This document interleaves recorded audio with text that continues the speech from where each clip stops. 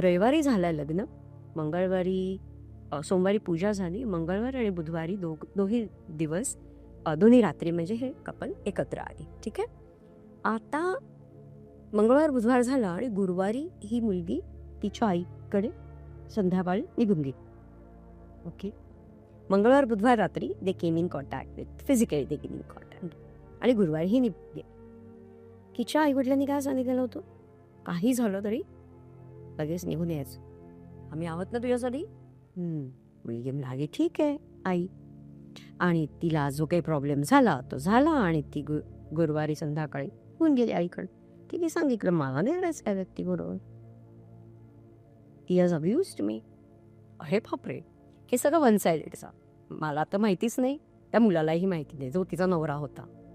तो शुक्रवारी मला भेटला आणि तो म्हणाला मॅडम असं असं झालं, आणि तो मुलगा असून सुद्धा, नवरा असून सुद्धा, किंवा त्याला ते जास्त भरून आलं, तो डोळ्यात पाणी आलं त्याच्या. तो म्हणाला की मॅडम मला म्हणजे समजत नाहीये की नक्की माझं चुकलं काय. झालेलं असं गेटिंग फिजिकली इंटिमेट, थोडासा तो ॲग्रिवेट झाला असेल किंवा जास्त अँक्शस झाला असेल. सो त्या ह्याच्यामध्ये तिने त्याचा समज अब्यूज म्हणून घेतला. तर त्याने तिला सॉरी म्हटलं, what ever you went through, I am really sorry for that, but I didn't mean it. ठीक आहे. ते दोघं बाहेर कॅफेमध्ये भेटले. ओके. तो तिला घेऊन माझ्याकडे आला next सेशनला.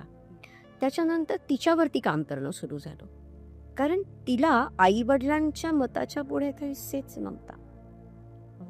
And that was the root cause.